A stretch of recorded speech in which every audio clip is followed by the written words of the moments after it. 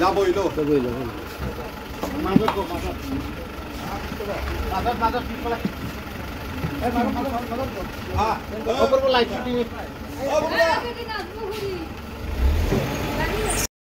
হয় হয় নমস্কাৰ আজি ৰঙিয়াৰ অতিৰিক্ত জিলা ও সত্ৰ ন্যায়াধীশ আদালত মাননীয় মহামান্য মুকুল চেতিয়া আদালতে একিউজ চুন্তি বৈশ্যক 14 বছৰৰ সশ্ৰম কাৰাদণ্ড বিহিছে আৰু 5,000 টকাৰ জৰিমনা বিহিছে আৰু এই 5,000 টকাৰ জৰিমনা অবিহনে তেওঁক 1 মাহৰ চিম্পল ইমপ্ৰিজনমেণ্ট আজি এই ৰায়যোগে ঘোষণা কৰিছে।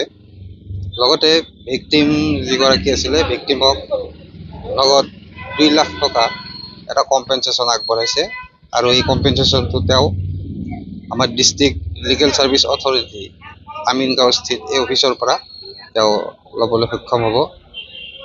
ইতিমধ্যে এই গোচৰটো ৰঙিয়া অতিৰিক্ত জিলা সত্ৰ ন্যায়াধীশ আৰু পক্সো আদালত special POCSO 5/18 under section 4 of the POCSO Act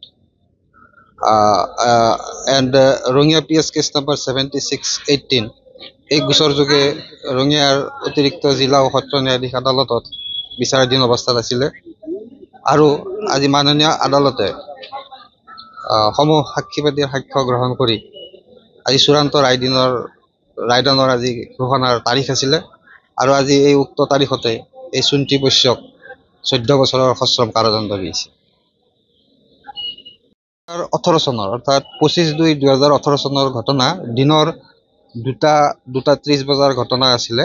ঘৰত কোনো নোহোৱাৰ সুযোগ গ্ৰহণ কৰি এই একিউজ চুন্তি বৈশ্যই যিগৰাকী ভিকটিম আছিলে ভিকটিমক ধৰ্ষণ কৰিছিল আৰু এই ধৰ্ষণ কৰাৰ সূত্ৰে তেওঁৰ ওপৰত এই গোচৰটো ৰুজু হৈছিলে 76/18 under section 4 of the POCSO Act।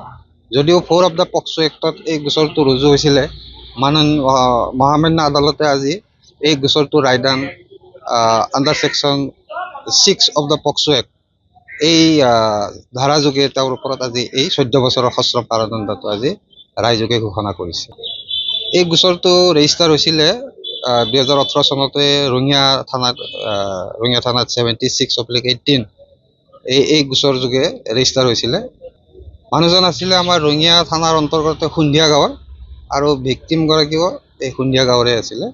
গতিকে একেই গাঁৱৰ সূত্ৰে তেওঁ এই ভিকটিম ছোৱালীজনীক ঘৰতে অকলে পাই এই ধৰ্ষণ কৰিছিল। যিকোনো খবৰৰ বাবে যোগাযোগ কৰক 7099017330 লগতে 7099017110 নম্বৰত।